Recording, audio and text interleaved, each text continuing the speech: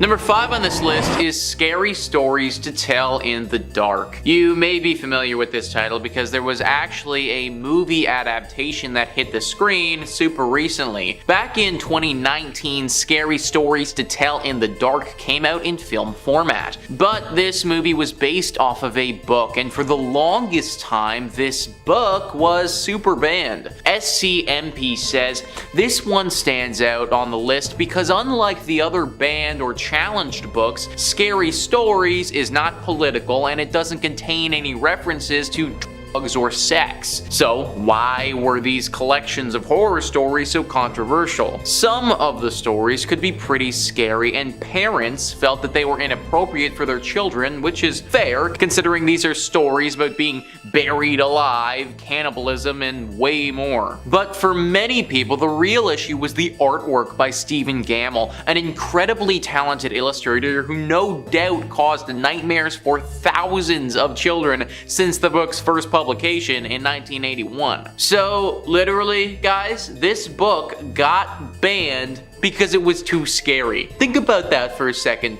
The author literally did too good of a job at making a horror book that people thought no one should read it. If I was the guy who wrote this, then I wouldn't know whether to take that as a compliment or like a criticism, to be honest. The people who banned this thing couldn't hold it down forever though, because at the end of the day, it is some great literature for those who love horror. Number 4 on this list is Fire and Fury. Now, this one I felt like I had to bring up because it happened really recently with the former president of the United States. Skyscape says Wolf's gossipy tell-all describes a dysfunctional presidency perpetually in chaos, zoning in at one point on the day the FBI director James Comey was fired. Comey heard about it on TV. Not all of Wolf's claims are accepted as truth, of course. Trump said he didn't authorize Wolf's White House access and didn't speak to him for the first book. Trump's lawyer Charles Harder sent a cease and desist letter threatening a libel lawsuit in an effort to stop publication. Fire and Fury sold out in its first day of a release as a result. By 2021, Trump was speaking to Wolf for Landslide, Wolf's third book in the trilogy. There were countless scandals during the Trump administration, so I feel like this one was just another notch on the belt. Either way though, the government literally did everything in their power to try and get rid of it and stop us from being able to buy it. The opposite happened though, and because it got so much attention, it flew off the shelves faster than they could print them. Number 3 on this list is Lawn Boy. This story, written by Jonathan Iveson, is one of the most challenged books in America in 2021, and honestly, folks, it really shouldn't be. Esquire says Lawn Boy is the big-hearted story of Mike Munoz, a young Chicano striver working on a landscaping crew in Washington. As Mike fights against the soul-crushing forces of classism and racism to achieve his American dream, he also comes to terms with his sexual identity. Though the novel was written for an adult audience, teens fell in love with Lawn Boy, leading it to be awarded an Alex Prize, an award bestowed by the Young Adult Library Services Association to books written for adults that resonate with teens. Critics slammed the book for the LGBTQ content and sexually explicit material, pointing to a sexual encounter between two young men. Iveson has received hate mail and death threats as a result of campaigns to ban his book, but he remains uncode. When I look at the wealth of great literature that enlightened souls have sought to ban through the ages, how could I feel anything but pride to be listed among them, he wrote. To those who would ban my book and burn me at the stake because they are ashamed of their own past experiences or uncomfortable with any non-binary sexual identifications, I hope you find healing. And literally, guys, shout out Jonathan on that one. When I found out that this book was something that people were trying to ban in literally 2021, it kind of blew my mind. Like, sometimes I think that the world is past stuff like that, and I do want to say that I think most people are. Like in America, 87% of people don't think that books should get banned. So at the very least, regardless of their views on things, they think that there should be a freedom of speech or writing. Either way, the government hasn't actually forbidden you from reading this book. People tried to do that. And I say, you shouldn't listen to them. Number 2 on this list is Animal Farm. So if you wanted to read Animal Farm now, then you probably wouldn't have too hard of a time getting your hands on a copy. But back in the day, this wasn't always the case. In fact, the government for a long time wanted nothing to do with the book. Spyscape says Animal Farm was a target of censors and spies. The satire revolves around farm animals who rebel, hoping to create an equal society. Instead, they end up living under Napoleon, a dictatorial pig. The USSR saw it as a critique of its politics and banned the book. The UAE briefly banned Animal Farm because of its talking pigs seen to be against Islamic values. The CIA, meanwhile, turned it into a propaganda tool and funded an animated movie of the same name, although spies changed the book's ending. If we think about it logically for a second, it makes sense why a government wouldn't want Animal Farm to get read by the general public. This is especially heightened when we think about it from the perspective of a controlling government like the USSR was. In their brain, they probably saw this book as a bit of a threat. The public reads it and then starts getting some sneaky ideas about how they're going to revolt and start their own new country with a totally new government. And then this even goes a step further because the CIA started pushing this book and marketing it as something against the USSR. What was a fictional story turned into this whole political thing caught between the two biggest superpowers in the world when it was released. And number 1 on this list is The Anarchist Cookbook. This book has had a roller coaster of a life since it was written. Big Think says, since it was first written in 1971, much of its information is out of date. But some topics, like how to make improvised bombs, don't have an expiration date. The book provides instructions for making LSD and tear gas, primers on how to operate various firearms, how to sabotage different kinds of infrastructure, and writing on anarchist philosophy. The book was written by William Powell, a manager of a bookstore in Greenwich Village. Powell quit his job, however, to write the Anarchist Cookbook. My motivation at the time was simple, said Powell in an article for The Guardian. I was being actively pursued by the US military, who seemed single-mindedly determined to send me to fight and possibly die in Vietnam. Its countercultural, violent message proved popular today. It is sold in excess of 2 million copies. It should come as no surprise that the book is infamous and controversial, but the kinds of criticism it attracts varies depending on the source. Governments across the world clearly have a negative opinion of the book. It does, after all, advocate for violent civil disobedience. The Anarchist Cookbook is banned in Australia. In the UK, possessing the book, though not illegal itself, has often been used as evidence in terrorism cases. A teenager was accused of and later acquitted of a plot to assassinate British National Party members in 2008. In 2017, a 27-year-old who had traveled to Syria and possessed a copy was accused of being a terrorist. It turned out that he had merely printed a copy of the Anarchist Cookbook for use in a role-playing game in a university society. So clearly the government does not like this book at all. I think it's a bit much for people to be accused of certain things just by owning the book, but I also kind of see why it happens based on the contents of the text. Just be aware that if you pick this book up, then the government may start keeping tabs on you. But coming in at 5 Scary Stories to Tell in the Dark. Penned by Alvin Schwartz, Scary Stories to Tell in the Dark is a series of 3 collections of short horror stories for children. Yes, I say children, but that does not diminish the horror this book houses, which is the reason it was banned from shelves for the majority of the 90s. Alvin Schwartz drew heavily from folklore and urban legends for his stories which are influenced by the likes of T.S. Eliot, Mark Twain, and even Shakespeare. Now, as previously stated, this series is listed by the American Library Association as being one of the most challenged books of all time, specifically in the 90s. Complaints were made about its violence, disturbing subject matter, unsettling artwork, and potential unsuitability for younger readers, and of course, religious concerns. As a book that was originally aimed towards children, the topics of murder, disfigurement, and even cannibalism were met with rage by parents and readers, with one reader even calling it sick, repulsive, and really disgusting. Among the groups who have attempted to ban the book completely are Parents, Women of America, the American Library Association, and the Bulletin of the Center for Children's Books. In 1993, during an interview with the Chicago Tribune, a former elementary school teacher stated, "If these books were movies, they'd be R-rated because of the graphic violence. There's no moral to them. The bad guys always win." What truly haunted readers and made it a tome passed down from generations to generations was the haunting artwork by Stephen Gammell, which features incredibly unsettling black and white images including grotesque sewer rats, a young woman with spiders crawling out of her cheeks, and of course the eerie shot of a scarecrow with a noose hanging around its neck. The book has since been adapted into a movie which was released on August 9th of this year and was met with praise, mostly due to Guillermo del Toro producing the terrifying film.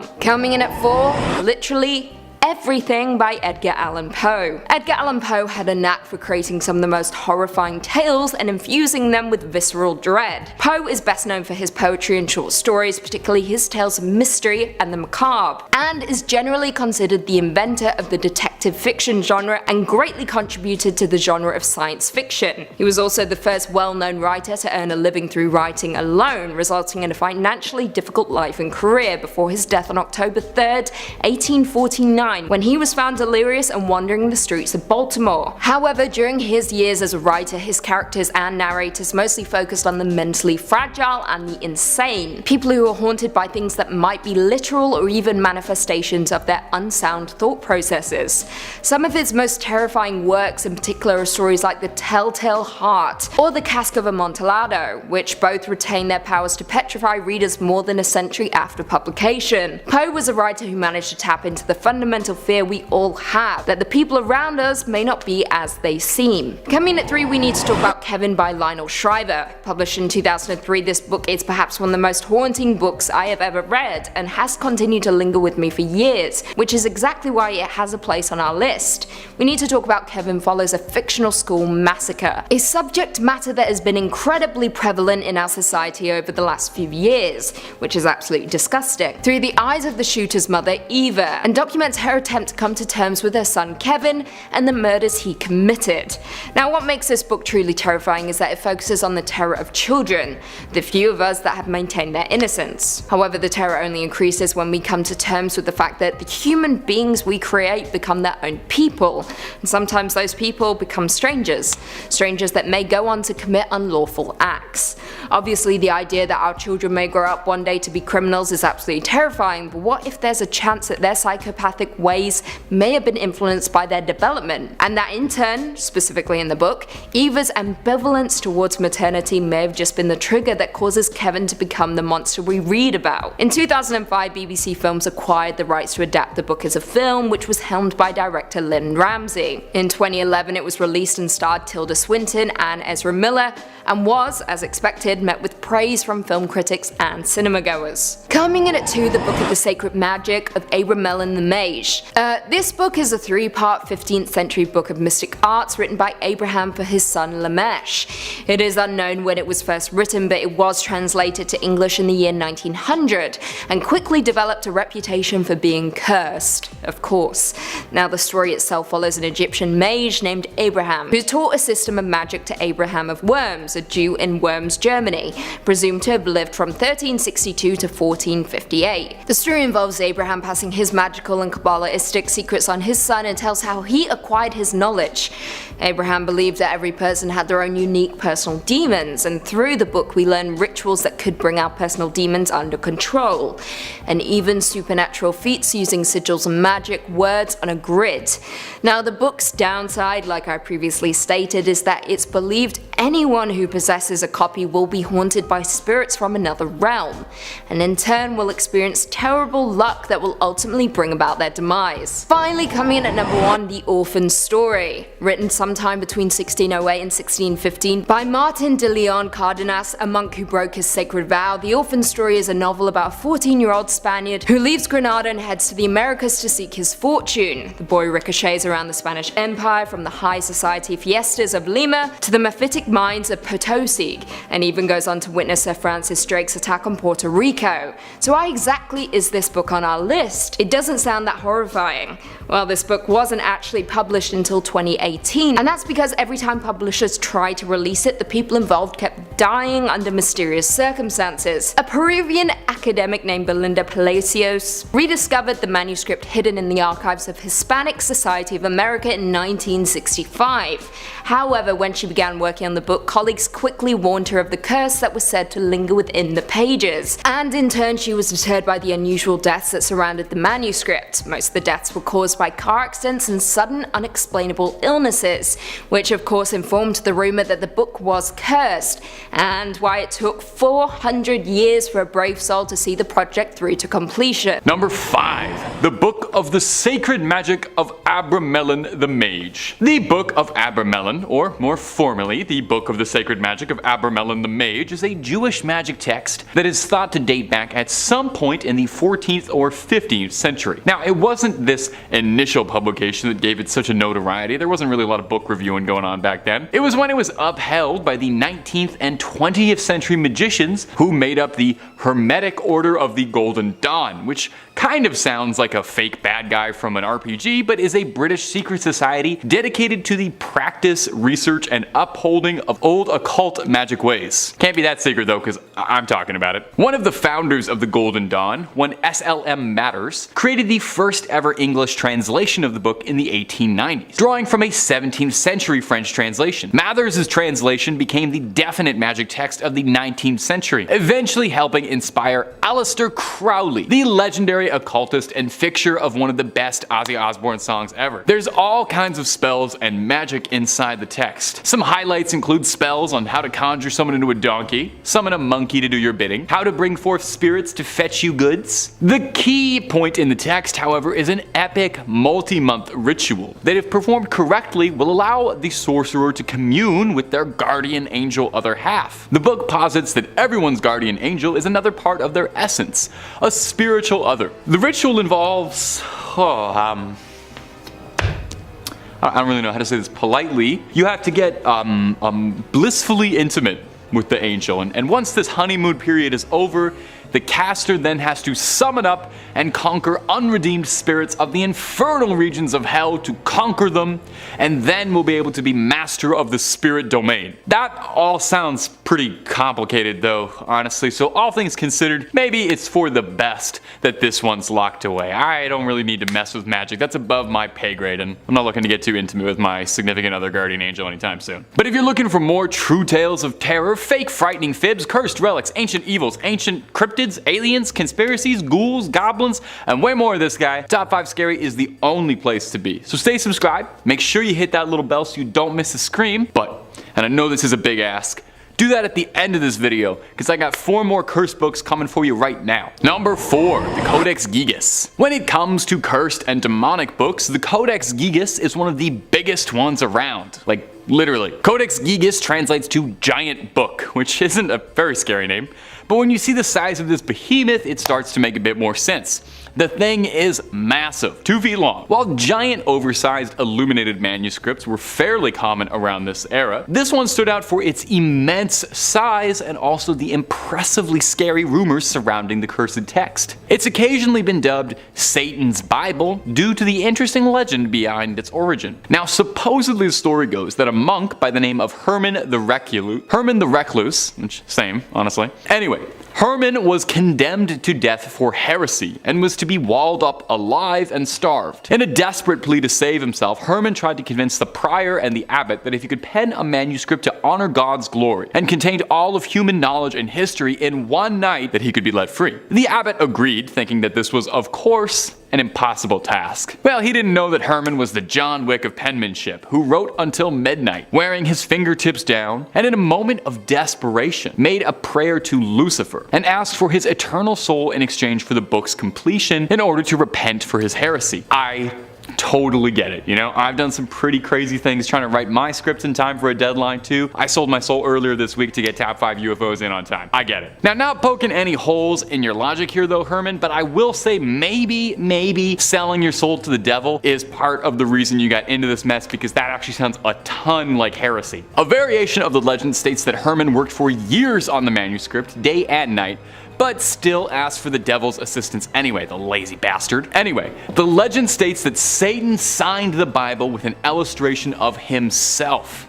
the ego on that guy. The book contains a birth of information. Like they said, it was supposed to be everything humanity had attained up to that point. Now these days, the Codex Gigas is preserved in the Natural Museum in Sweden, where you can admire the line work of Herman the Recluse and his ghost author, Satan. Number 3.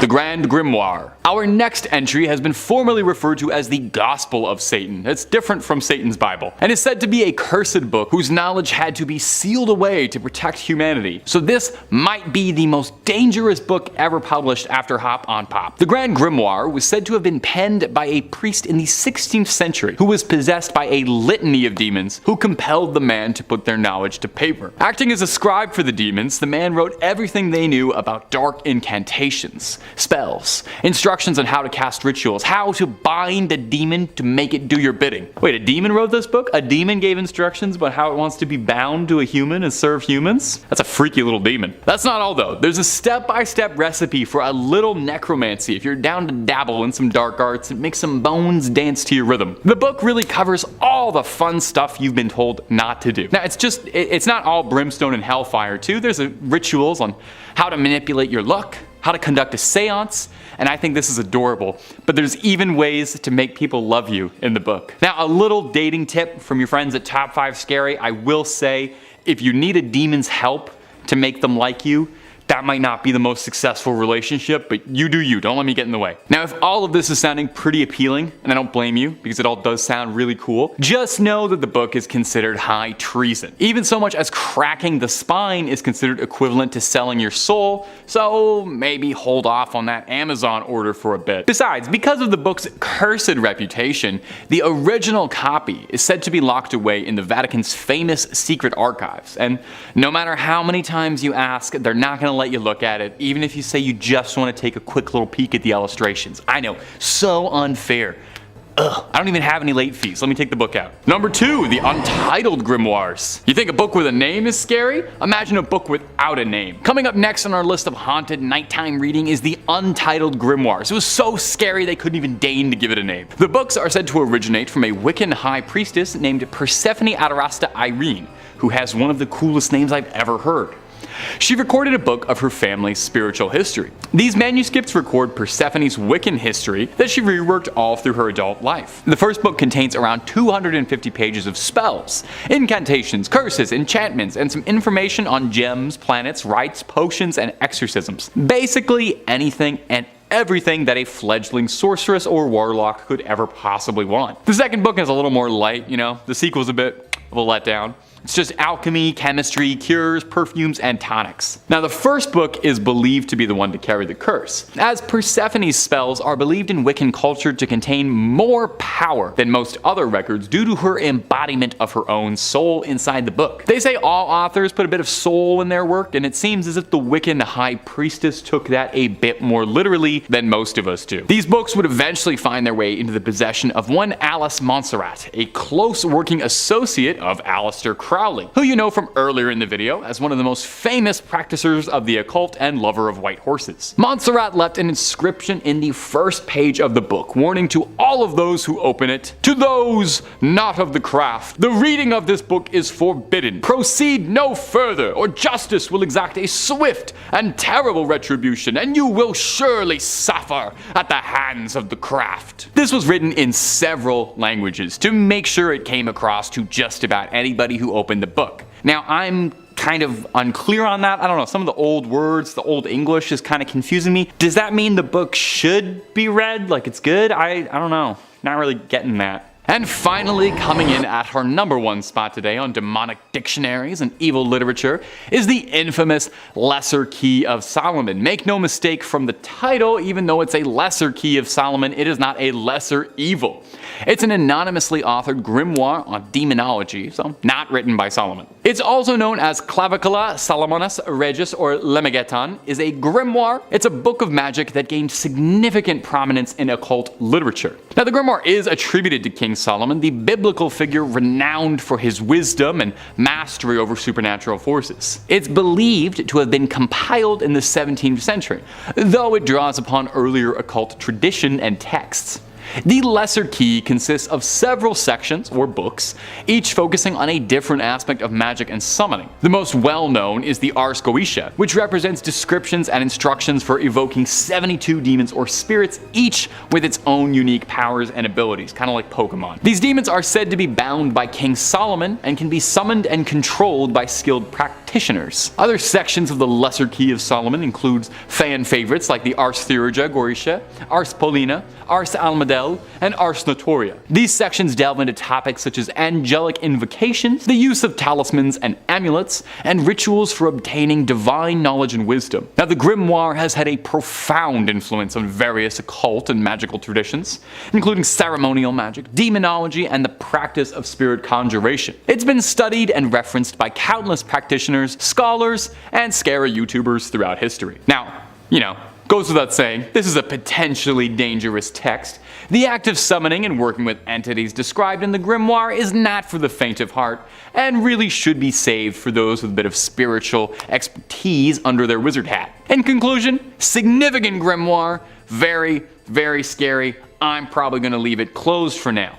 Number 5. The Book of the Sacred Magic of Abramelin the Mage. The Book of Abramelin, or more formally, the Book of the Sacred Magic of Abramelin the Mage, is an old Jewish magic text that is thought to date back at some point in the 14th or 15th century. Now, it wasn't the initial publication of this book that gave it its notoriety. Instead, it was when it was 19th and 20th century magicians who were in the Hermetic Order of the Golden Dawn, which is a British secret society dedicated to the practice, research, and upholding of old occult magic ways. But hush hush, you didn't hear that from me. One of the founders of the Golden Dawn, S.L.M. Mathers, created the first ever English translation of the book in the 1890s, drawing from a previously established 17th century French translation. Now, Mathers' translation quickly became the definite magic text of the 19th century, eventually helping inspire Aleister Crowley to inspire his system of magic, the legendary occultist and fixture of one of the best Ozzy Osbourne songs ever. That solo still goes, man.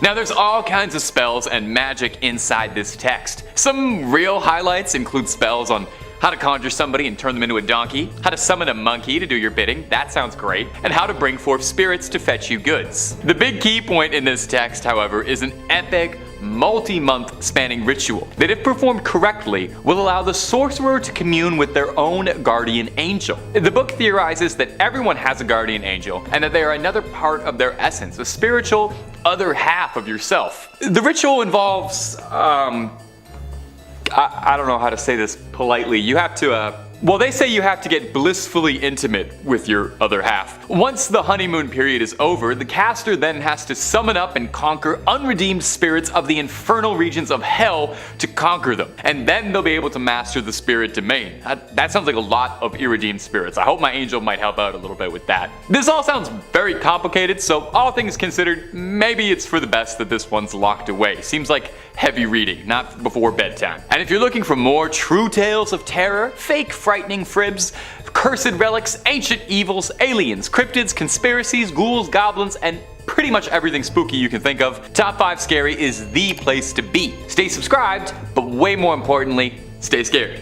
Okay, let's keep going. Whole lot more video to get through. Number 4. Book of Soiga. The Book of Soiga, also known by a more complicated name, the Alderia Siva Soiga Vocor, is an occult text that hails back from the 15th century. I'm pretty sure just saying that name out loud in front of the camera, I probably caused a curse on The Office, so I'm sorry about that. This text would have been lost to time, just another forgotten cursed manuscript, if it weren't for the obsessive efforts of John Dee, a 16th century polymath who had his hands in just about every field of study. Polymath is a fancy word for a guy who studies just about everything, and Dee practiced chemistry, physics, astronomy, and also the occult. There's always more to learn, right? Mr. D was particularly interested in contacting angels to learn the secrets of the universe. And this book contains a litany of recipes for magic spells and all sorts of writings on demonology and astrology, but most importantly, and what caught Mr. D's attention, is that the book is said to include the names and genealogies of all of heaven's angels.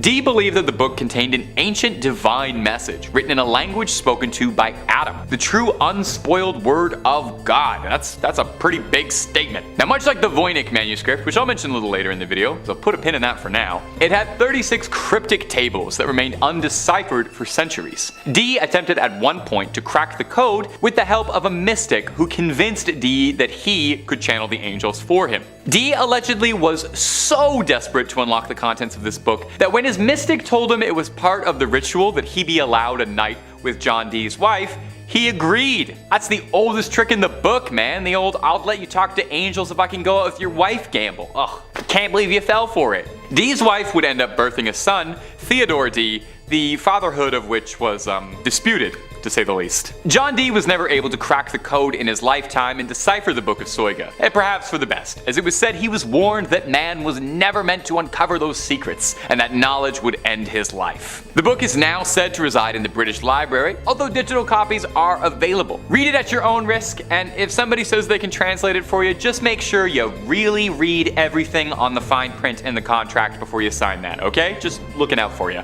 Number 3, the Grand Grimoire. That is so fun to say. This next entry has been nicknamed the Gospel of Satan. So if you're looking for an indication as to whether or not this book is, evil, there you go. They had to put that on a sticker, put it on the cover right next to the Oprah's Book Club recommendation. This book is said to have originally been written by a man possessed by the devil sometime in the 16th century. It's an infamous occult text and is said to contain dark incantations, spells and rituals, tools on how to force demons to do one's bidding, and even some instructions for a little necromancy 101 for fledgling dead raisers. It's not all brimstone and hellfire though. There are also reports on how to make pacts with spirits for personal gain, rituals to win the lottery, talk to ghosts, make yourself invisible, and even adorably, how to win love. Never heard of a demon working to help someone fall in love. Now all that sounds cool, definitely. I know I would love to have like a little skeleton minion who could help me with chores, maybe be like my little buddy. I love playing a necromancer in Skyrim, but these things don't really work out if you don't know what you're doing. Take a look at Full Metal Alchemist, that didn't work, they didn't know what they were doing. Even opening this book is considered equivalent to selling your soul to the devil. Soon as you crack the spine, it's like signing the contract. Because of the book's nefarious reputation, the original copy of the manuscript has been sealed away inside the Vatican's secret archives, and not currently available to the public. So I don't think whatever they're listing on Amazon as the Grand Grimoire for $10 is the real Grand Grimoire.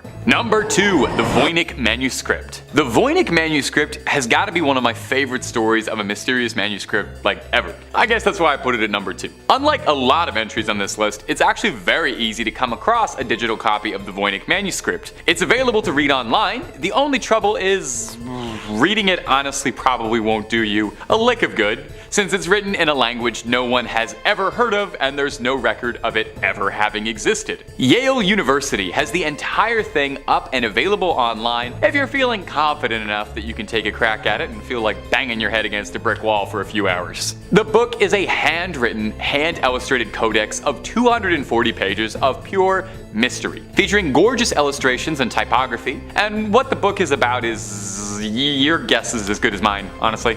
Carbon dating suggests that it stems from the 15th century, and analysis of the style of the text and illustrations within suggests that it could have been penned during the Italian Renaissance. But just about every single aspect of this thing is shrouded in mystery. We don't even know what it's truthfully called. The Voynich manuscript is the name it was given after the initial owner, Wilfred Voynich, purchased it in 1912 and brought it to public attention for the first time. Sorry, not the first owner, I'm sure several other people owned it before him. As such, the language inside the book is occasionally referred to as Voynichese. Now some pages are missing, lost to time completely, and the pages we do have are just a puzzle. Some are foldable sheets of various sizes, some pages have wondrously drawn diagrams or illustrations showing things like plants, some fictional, some real, and astrological symbols, drawings of people. Over the years, there have been several efforts to try and decode and document the book and figure out just what it is. A prevailing theory, admittedly a boring one, is that it's a guide to botany written in a mysterious script, a forgotten language, an uncrackable code, an incredibly convoluted hoax. Of course, with any good mystery, there are some wild theories. Some say the Voynich manuscript could be written from an extraterrestrial gifted to humanity, or written in demonic script perhaps, or that biblical language that we were mentioning in the book Soigas a few points ago. Like I said, it's available online, so I leave this up to you. If you manage to crack it, let us know down below in the comments. We're all clamoring for it. And number 1, the Codex Gigas. When it comes to cursed and demonic books, the Codex Gigas is one of the biggest ones around. Like, literally. Codex Gigas translates to giant book. which isn't exactly a scary name. When you see the size of this behemoth, it starts to make a little bit more sense. This thing is massive. 2 feet long. Now, giant, oversized, illuminated manuscripts were pretty common around the area the book was penned, but this one stood out for its immense size and the dark rumors surrounding the supposedly cursed text. Don't even try reading this thing, just lifting it'll give you a hernia. That's the curse. It's occasionally been dubbed Satan's Bible due to the legend surrounding its origin. It's a good story, so get cozy. Supposedly, the legend goes that a monk by the name of Herman the Recluse, which is also what they used to call me, was condemned to death for heresy and was to be walled up alive and starved. In a desperate plea to save himself, Herman tried to convince the prior and the abbot as a whole that if he could pen a manuscript to honor God's glory, and that it would contain all of human knowledge and all of human history in one book, and if he could pen it in one night, he would be let free. The abbot agreed, thinking this was, of course, impossible. Herman wrote until midnight, wearing his fingertips down, and in a moment of desperation, made a prayer to Lucifer and asked for his eternal soul in exchange for the book's completion in order to repent for his sins. I totally get it. You know, I gotta be honest, I have done some pretty nutso stuff trying to make sure my scripts get in time for deadline.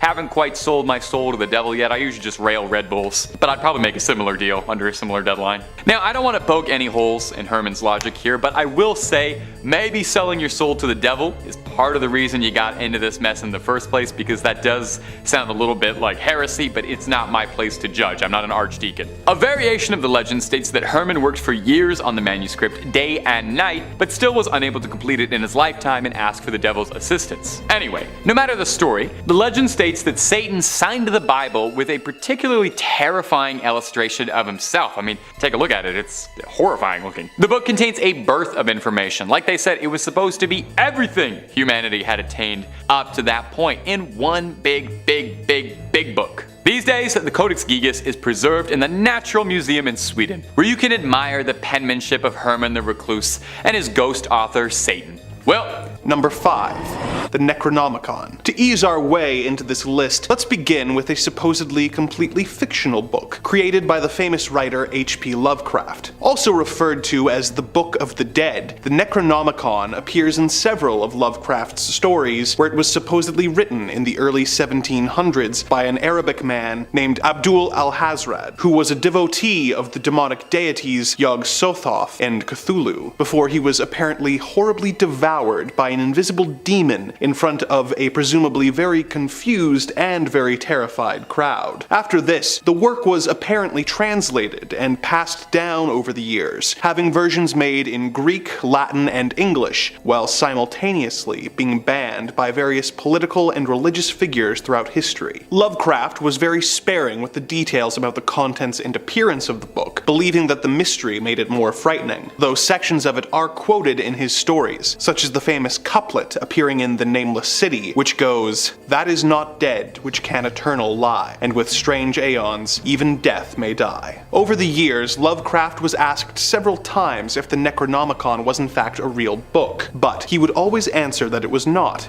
and that the idea came to him in a dream. Of course, a number of paranormal enthusiasts believe that this dream was actually a vision given to Lovecraft by the demonic entities, and over the years, many famous libraries who people believe are hiding copies of the book, such as the Vatican Library, often receive requests from eager readers wanting to know the secrets of life and death, supposedly enclosed within the pages of the Necronomicon. The Book of the Dead appears in many other works of fiction, with Lovecraft's approval, as he believed that different authors using common allusions helped to build a background of evil verisimilitude. Is the Necronomicon a real book, or is it just a piece of fiction that has managed to take on a life of its own? Well, it depends who you ask. Number 4.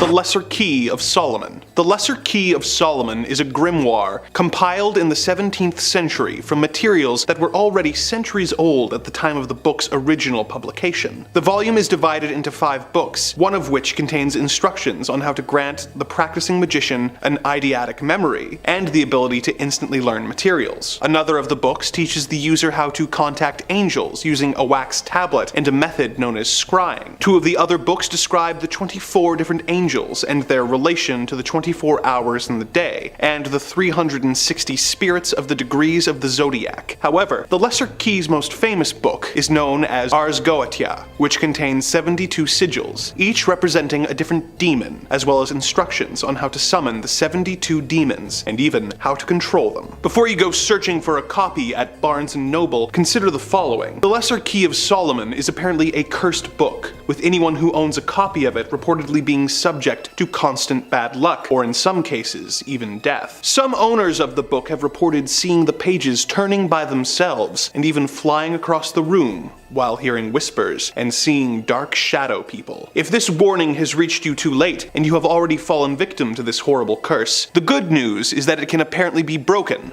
by burning all the pages and disposing of the ashes. No one knows for sure who wrote the Lesser Key of Solomon. Some of course believe that it was written by King Solomon himself as a gift for his son, but others believe that it was actually dictated by some of the 72 demons in order to give themselves a means of crossing over to our world. Whoever actually wrote it, I hope that it was done with the purpose of helping us control the dark forces that are knocking on the door of reality, and not the other way around. Number 3. The Book of Soiga.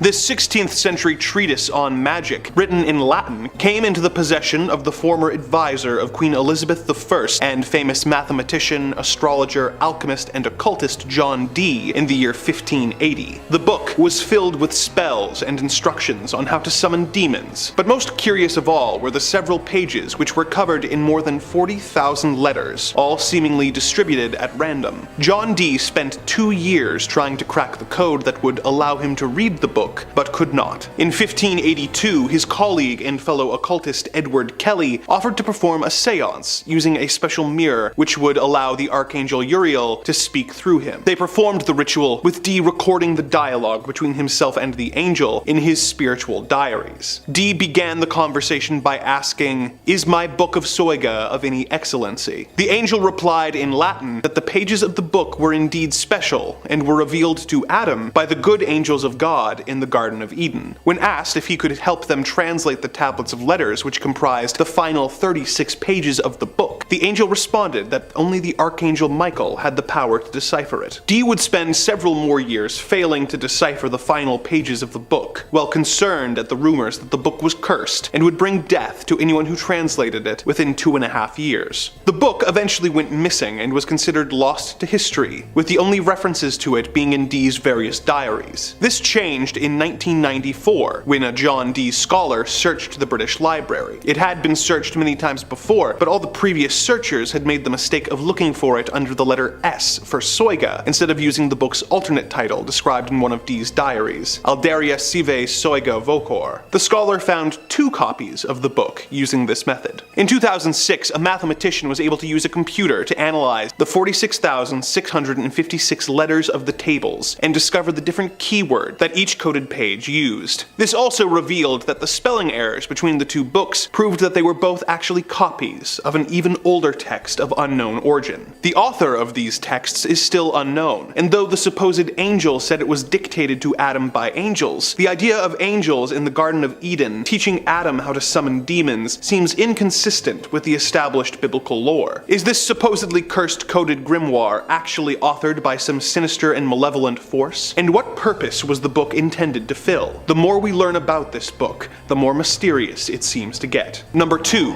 The Grand Grimoire. Sporting the alternate name of the Gospel of Satan, this 16th century book has the reputation of being one of the most terrifying books on occultism ever written. The book is filled with instructions to summon not only demons, but the devil himself in order to sell your soul to Old Scratch. It describes in great details the rituals that will let you call forth Lucifer, Beelzebub, Astaroth, as well as 6 lesser demons, and also contains spells that will, among other things, let you win the lottery, talk to spirits, make someone fall in love with you, and turn yourself invisible. The book's ritual instructions are very intense, with some spells calling for house pets like cats to be sacrificed and skinned and popped into a pot. The original copy of this book is currently being kept under lock and key in the Vatican archives, but other versions are available for purchase.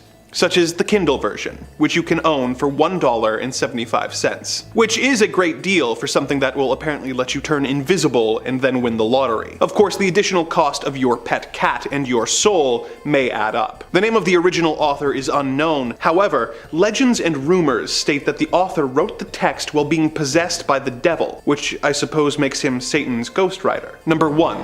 The Voynich Manuscript. The Voynich Manuscript is a coded book that was believed to have been written at some point in the early 15th century. It was discovered in a locked chest in Rome in the year 1912, and deciphering its history and, more importantly, its meaning has been a goal of several different scholars for many years before and since. Its first known owner was believed to be Rudolph II. Rudolph apparently thought that the mysterious book had been written by Roger Bacon, and purchased the book for a huge amount of money, roughly 600 ducats of gold. The first 100% confirmed owner of the text was an alchemist named George Barish, who found the mysterious book in his personal library, unsure of its origin. It was passed from him to a variety of scholars, emperors, and officials, all of whom failed to decipher its bizarre text and illustrations. Several of the world's best cryptographers from the First and Second World War have tried to decipher its 240 pages, and have not found any way to read the book. Some of the pictures include detailed sketches of plants that are not found in nature, and zodiac signs. As you might expect, there are several theories about the purpose and the author of this book, with some believing that it was a herbology text written in a lost shorthand, and others having more outlandish theories that it was created by aliens from another world. One theory is that the book was written by either a demon or the devil himself, and that anyone who manages to translate its contents will unleash a curse upon the world. A theory they believe is bolstered by the fact that several people who have attempted a translation have gone on to suffer several years of bad fortune. Whether the origin of this book is human or demonic in nature, it is still the most mysterious and curiosity-inducing book in human history.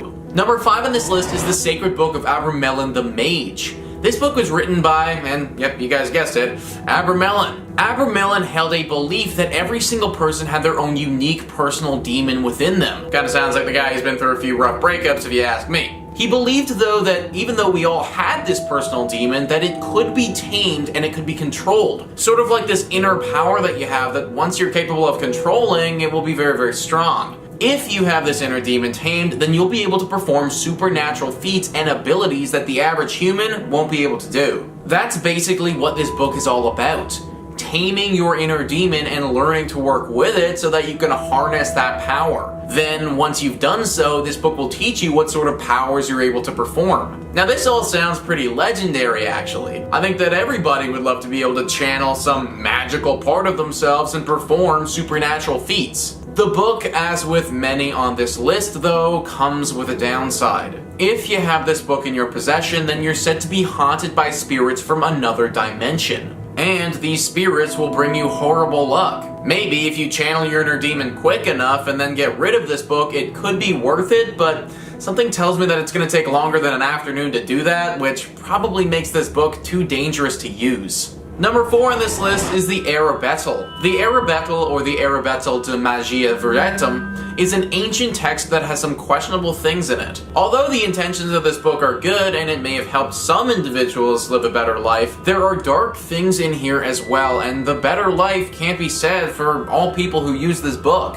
Ancient Origins writes, the Arabetel is a Renaissance period grimoire and one of the most influential works of its kind. Unlike some other occult manuscripts that contain dark magic and malicious spells, the Arabetel contains spiritual advice and guidance on how to live an honest and honorable life. The Arabetel is said to have been written in 1575 AD. The author remains unknown, although it's been speculated that it was written by a man named Jacques Gohori. The focus of the Arabetel is on nature and the natural relationships between humanity and a celestial hierarchy. It centers on the positive relationships between the celestial world and humans, and the interaction between the two of them. The Arabetel was an extremely influential work for its time.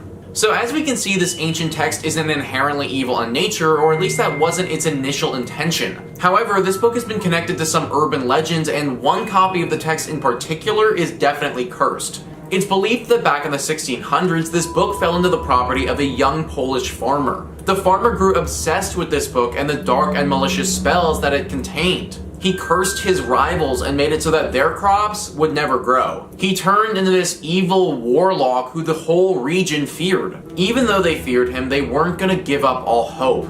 The people rose up and attacked this warlock farmer. They killed him, but before he died, he cursed his copy of the Arabetel so that whoever reads it will die within 60 days. Needless to say, the people weren't about to test this guy's curse out, and they hid the copy of the book away. Nowadays, nobody knows where it went, and it could still possibly be out there. So if you do ever pick up one of these texts and give it a read, then you're basically rolling the dice and just hoping that it wasn't that same copy that got cursed. Number 3 on this list is the Book of Soiga.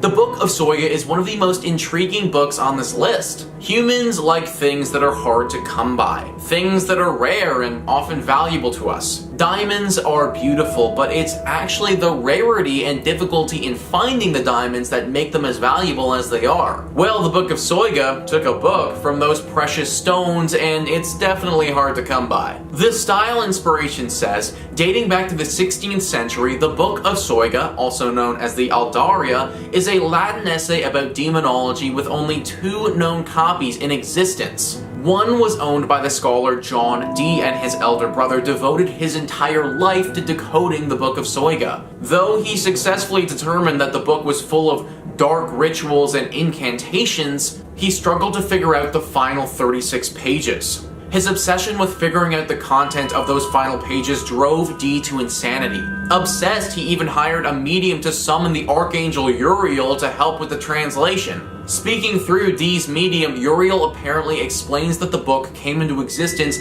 when Adam ended paradise and that it could only be interpreted by Archangel Michael. After Dee's death, the book was thought long lost until 2 copies were found in 1994. Since then, many have been tempted to try and complete these works, but it comes with a serious risk. According to legend, anyone who successfully deciphers those final pages is destined to die in under 3 years. So dying in 3 years obviously isn't the best, but the good part about this is because it's so rare, it's pretty unlikely to stumble on this book and give it a read. This is like a legendary Pokemon of cursed books though, so if you do ever come across it, don't read it, but definitely scoop it up and put that thing on eBay. In that case, the Book of Soiga might actually be a blessing. Number 2 on this list is the Lesser Key of Solomon. This book is so cursed that it doesn't even need to be read to curse you. Literally just being in its proximity can do the trick. Slapped Ham writes, the Lesser Key of Solomon, also known as the Clavica Solomon's Regis, is a cursed grimoire of demonology. Its original authors are unknown, and it's said to be comprised of texts compiled sometime in the 17th century. The book contains passages on how to conjure spirits of the dead and demons and how to control these entities to do your bidding. Curses and invocations also play a large role in the ancient text. Esoteric topics like how to become invisible and locate missing or stolen items are covered. Recipes for love potions and liquors of persuasion are also scattered throughout the book. This definitely isn't the book you want to own. It's reportedly so cursed that it will doom anyone who keeps a copy on their bookshelf. Those who've owned it have reported strange occurrences like pages turning on their own and books violently flying across the room. Strange whispers and shadow creatures have also been reported by owners of the manual. Owning the Lesser Key of Solomon is also believed to bring about catastrophic bad luck. It's said that the only way to break the book's curse is to burn the pages and properly dispose of the ashes. Finally, someone making some sense. How many times have I gone on this channel and talked about how we just need to start burning things? Cursed books, cursed houses, cursed objects. Screw all of it, let's just burn it. At the end of the day, this stuff is really cool, but I'm not out here trying to have my life ruined by some weird book. Burn it hot and let's be done with it. And finally, number 1 on this list is the Codex Gigas. Codex Gigas is one of the closest things that we have to a Bible for the devil. And anything that carries a weight to it like that needs to be on this list. The style inspiration says, at 92 centimeters, the Codex Gigas is the largest extant medieval illuminated manuscript in the world. Just like everything evil, it comes with 2 names, and the Codex Gigas' second name is more than a little foreboding: the Devil's Bible. The history of the book is heavy to say the least. It was written by a monk who had broken his spiritual vows, and for his crime, the monk was sentenced to die entombed behind a brick wall. The night before his death, the monk began chronicling everything he knew about the human experience in a book. So, the story goes, realizing he wouldn't have time to finish it, he apparently summoned Lucifer and asked him to complete the project in exchange for his soul. The book was then allegedly completed by the devil himself. It's overflowing with dark rituals and imagery, and even includes 19-inch drawings of the devil and other demonic entities. Now, obviously, because this was written by the devil, there are some side effects from reading the thing. People have reported watching their friends become possessed as they read it. Now, it's currently on display for people to go take a look at the National Library of Sweden. But be very careful if you ever do go take a look, because clearly, this is the work of the devil. Starting off this countdown, we have The King in Yellow. The King in Yellow is a cursed book that is said to drive readers into insanity. So this book is composed of a series of short stories written by a man named Robert Chambers. Apparently, the first act is fairly normal, so it entices you to keep reading. But once you get to Act 2, that's where it gets all weird and extremely dark. Here's what one person said about the book. The very banality and innocence of the first act only allowed the blow to fall afterward with more awful effect. Even seeing the first page of the second act is enough to draw the reader in. If I had not caught a glimpse of the opening words in the second act, I should never have finished it. Sounds intense, right? Well, it is. In fact, a number of people have claimed to have felt ill while reading this book. Others said they have woke up with weird bruises and scratches all over their bodies, or even had very vivid and dark night terrors. One individual posted online saying her friend got possessed by this book. She read the book, and every time there's mention of it, she'll go into this huge coughing fit. Not only that, one night she sent a bunch of weird messages to her friends saying stuff like, "Have you seen the yellow sign?"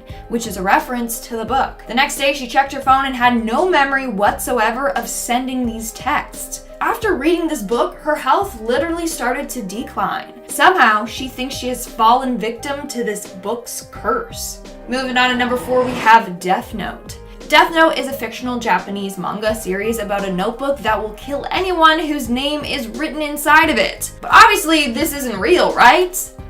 Well, this actually influenced a bunch of murders. For starters, in 2005 in China, several schools banned replica death notebooks that children were using. They were caught writing names of their peers and teachers in them, basically people they wished were dead. Same thing happened in 2007 in the States. In fact, a student in Virginia was suspended for having a death notebook. Then the murders started. In 2007 in Belgium, a dismembered corpse was found in a forest. Next to the body were 2 notes, both references to the Death Note series. The killer was a mystery for years. That was until 2010 when 3 suspects were convicted for this crime. Apparently, they were all fans of this series. With all that being said, there is a real cursed death notebook out there. Story goes that a man named Rob Thatcher was a huge fan of this show and decided to create one of his own. He wrote down the names of people he wanted gone, but obviously nothing happened. So he took it a step further by performing a satanic ritual. During this ritual, he cut his hand as a sacrifice to Satan and bled on the pages of the notebook. And guess what? It worked. The next day, one of his enemies got in a deadly car accident. It was late at night and he skidded off the road and died. The following week, his ex-girlfriend had a terrible allergic reaction that sent her to the hospital where she nearly died. And then the following week, another one of his victims died by taking his own life. So it's believed that his book is now cursed by the devil, and whoever's name is written in there will die. Coming in at number 3, we have Tomino's Hell. Now, this isn't so much a book as it is a poem, but it is so cursed that it deserves a spot on this list, okay? So, Tomino's Hell is the name of a poem written by Seijo Yaso. Legend goes that whoever reads the poem out loud will suffer from misfortune or even death. Consequences range from feeling sick to injuring yourself and even death. So no one really knows what this poem is about. Some interpret that the poem is about a young boy who descends into the 8 levels of hell after killing his parents. Whereas others believe it's about a man going to war and then dying, never being able to see his family again. Either way, it's said that you should never, and I mean never, read this poem out loud. The curse is so strong that some people who have read this poem in their head have even felt ill while doing so. Now, I refuse to even look at the poem, let alone recite it. poems. According to this legend, one person read the poem and ended up vomiting glass. Another person had their loved ones die a tragic death. In fact, one radio show host tried to read it out loud on air, and halfway through he started to feel ill and disturbed and wasn't able to finish it. He continued to feel ill, and a few days later he got into an accident that resulted in him having to get 7 stitches. So don't even think about reading it. And I mean, I say that, but I know you guys are Googling it as I speak. Coming in at number 2, we have Babadook. Also, do you guys say Babadook or Babadook? Because let me know which way is the right way. Politely, let me know. Anyways, the 2014 movie Babadook is pretty freaking creepy, not gonna lie. And of course, there's that famous scene in the movie with that creepy ass pop-up book. Well, fans loved it so much they wanted a copy of this book in real life. So the creators listened to the people and created limited copies of the Babadook book. In 2015, 6,200 pop-up books were created. Later, they did do a second release, but after that, they said they were no longer making any more copies of the book. People were then selling them on eBay for like $500. Anyways, a couple of people claimed that the book they received was cursed or haunted. Being in the same room as the book made them feel uneasy. They literally became super dizzy and sick. One person was even reading the book when she passed out. She woke up the next day on the couch with no recollection of what happened the night before. So be careful. These books might be cursed. And in our number 1 spot today, we have The Endless Book. This is the name I have given to a cursed book that was purchased off of eBay. On the selling site, it was listed as a vintage beautiful notebook. It had this beautiful intricate design on the front with gold details and real gems in it. The pages were filled with someone else's drawings, doodles, and writing. But it came with a warning. It was cursed. The seller said that the book once belonged to her friend and it was her diary. But her friend ended up taking her life, and now apparently her soul is attached to her diary, and she haunts whoever owns the book. Now, the book was purchased by a woman who is obsessed with collecting vintage items. She thought the whole backstory was just a load of BS, a ploy to get the book to sell. That was until weird things started to happen to her. Drawings in the book would change, disappear, or switch pages. Writings would also appear and disappear. It's given me Tom Riddle's diary vibes from Harry Potter, not gonna lie. The freakiest part was the book was growing. Each day a page was getting added to the book, some blank, some with new drawings or new texts. Now, the woman was smart and ended up getting rid of the book. That was after the book literally gave her a warning. She woke up one day to the book open. The page it was on had "The End" written across the page in big red bold letters. It was written in blood. To this day, we don't know what happened to this cursed diary. Starting off this countdown, we have The Orphan's Story. The Orphan's Story is an adventure book about a Spanish teen who heads to the Spanish Empire in search for fortune. Doesn't sound like a scary story at all, right? Well, wrong. This book is apparently very cursed. So it was written in the early 1600s by a monk who broke his sacred vow. His name was Martin de Leon Cardenas. But here's the thing. The book didn't get published until 2018. Why?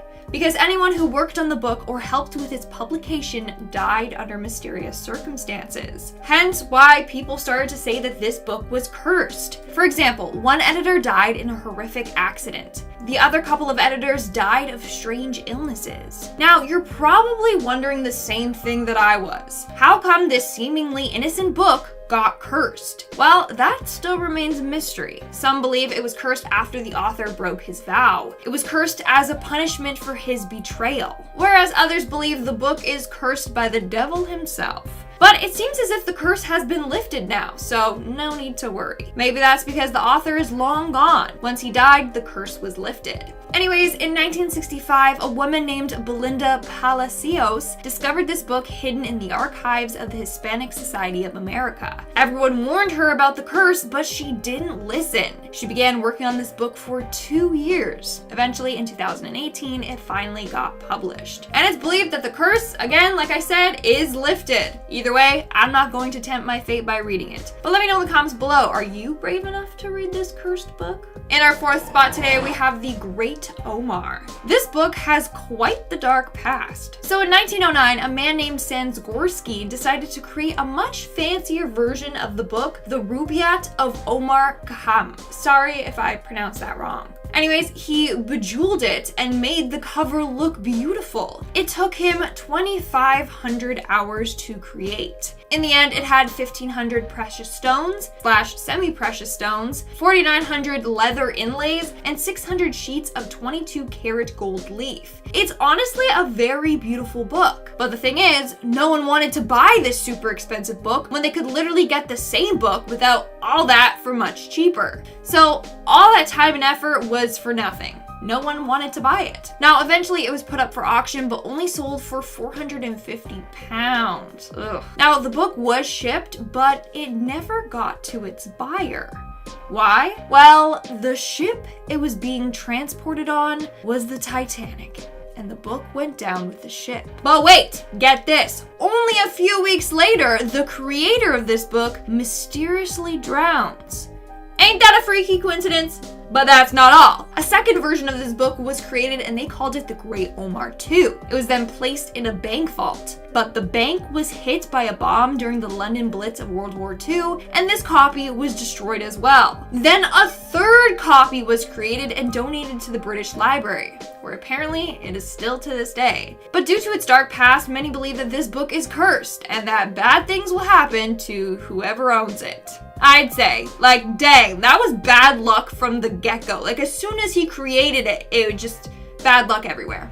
In our third spot today, we have the Voynich manuscript. This manuscript was discovered in an old chest in Rome in 1912, and is believed to have been written sometime in the early 15th century. Now, there is a lot of mystery surrounding this book. For starters, we really don't know who wrote it. Apparently, it was purchased by the Roman Emperor Rudolph II, who believed it had been written by Roger Bacon. But Bacon lived in the 12th century, and the paper carbon dated to the 15th. So like, that doesn't add up. What the heck is going on? Now, the first known owner of the book was an alchemist named George Barish. One day he found the book in his library and he was like, okay, how the heck did it get there? I don't know this book. After him, the book was owned by a number of emperors and officials. Again, no one has ever been able to decipher this 240-page book. Even the best cryptographers and linguists in the world haven't been able to decipher it. Not only that, but the book contains images of plants that have been long extinct. And it also has images of intricate astrological signs. As a result, this book has been deemed the world's most mysterious book and the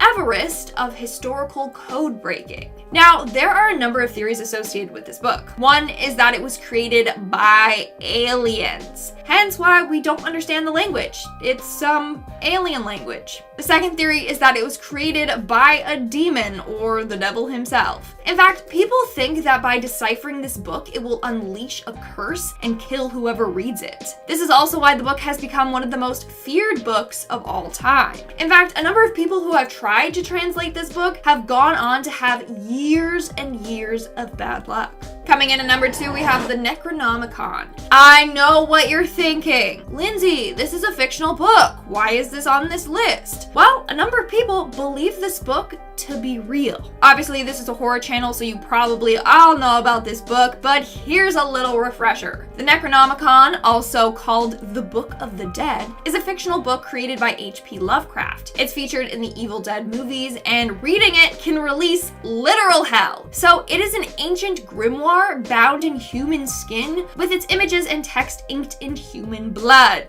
Yum. Now, here's where it gets interesting. Lovecraft insisted it was a made-up book, but true fans of the occult think otherwise. The book, in fact, exists, but is hidden so that it will never cause any harm. Now, Lovecraft says the idea of the book came to him in a dream, so many think that the spirits of this book chose Lovecraft to reveal it, meaning the book is really out there somewhere. Now, real-life publishers decided to produce physical copies of this book, but obviously those books don't harness real evil powers. But who knows? Maybe one day we will unearth the real Necronomicon. Let's hope not. Seriously, let's keep this as a fictional book. I've seen Evil Dead. I'm not about it, okay? And in our number 1 spot today, we have the Untitled Grimoires. Back in 2013, 2 mysterious books appeared online by a bookseller. The books were quite weird. They were handwritten in red ink with weird symbols all throughout it. Turns out that these books were real-life witch spell books. But here's the thing, once a witch dies, their spell books are supposed to be burned. These 2 books were not burned after the witch's death, meaning that they are now highly cursed. In fact, the seller warned how cursed they were. Like, who would willingly buy a cursed book? Not me. Anyways, the book itself comes with a warning written on its first page. It says, and I quote, "To those not of this craft, the reading of this book is forbidden. Proceed no further, or justice will exact a swift and terrible retribution, and you surely will suffer at the hand of the craft." So if you're not a witch and you bought this book, you're basically screwed, RIP. The books were listed online for over $13,000. That's a lot of money to pay for a curse. But we don't know for sure if anyone actually bought them. So hey, go ahead and check them out if you got money to spend and if you aren't afraid of a little curse. Now, apparently this book is filled with a lot of dark materials, like how to perform exorcisms and how to summon demons. Whereas the other book contains stuff on alchemy, ceremonial perfumes, cures, etc. Hey, maybe there's a spell in there that will teach you how to break the book's curse. Who knows? If you want it, go buy it. Alright guys, that's all for today's video. Let me know in the comments below which one of these books spooked you the most. And if you had to read one of them, which one would you choose? Choose wisely.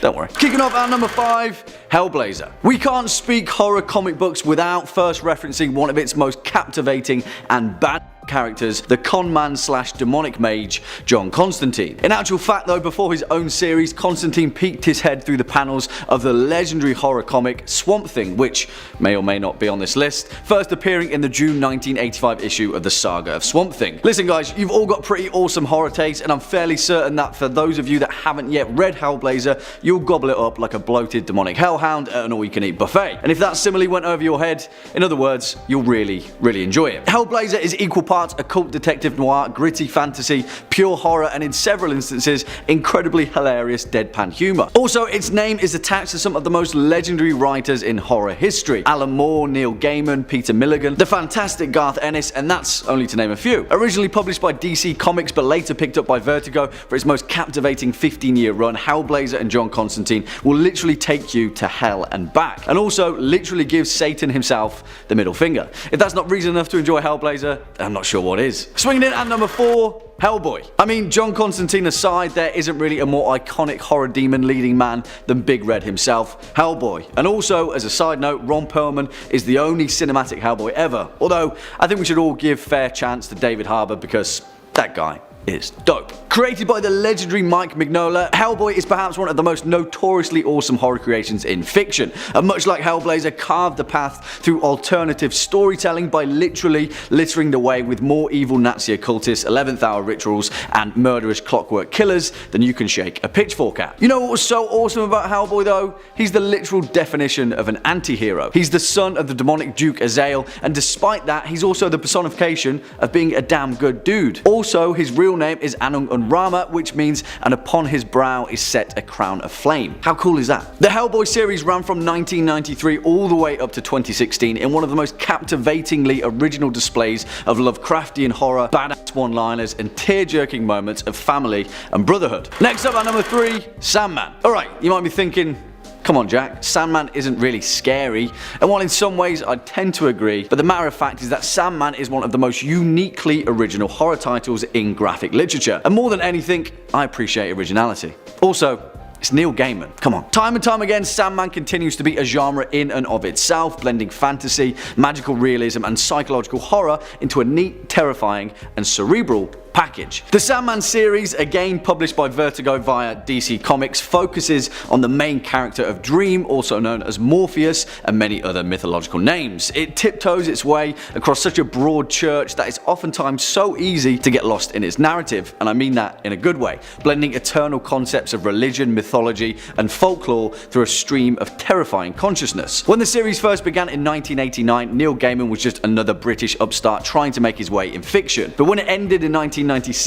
everyone just kind of held up their hands in awe and said, okay, alright, who the hell is this dude? Listen, Sandman isn't exactly full frontal horror, but when it pulls the scares, it pulls them like no other. Coming in at number 2, Swamp Thing. We can't really make a horror comic book list without putting Swamp Thing on it. There are laws to these things, you know, and I don't want to break them. With the more modern incarnation of old Swampy, who is all round probably the most decent dude in comic book history, it may be easy to forget that the origins of Swamp Thing literally form the basis for contemporary horror. And we have one man to thank for that, the legendary Englishman and perhaps the greatest graphic novel writer in history, Alan Moore. Before that though, Swamp Thing already had incredible horror pedigree with its creators Len Wein and Bernie Wrightson, who creeped onto the canvas in a horrifying display of creature feature body horror, sticking on the fringes of comic book fandom whilst developing a hardy cult following. The thing is though, when Alan Moore took control of our boy Swampy back in the 80s, vegetable matter was never the same again, and horror fiction was battered by some of the most horrific scenes ever inked. With each page, Alan Moore took us deeper and deeper into the horrors of the swamp, in grotesque displays of death and resurrection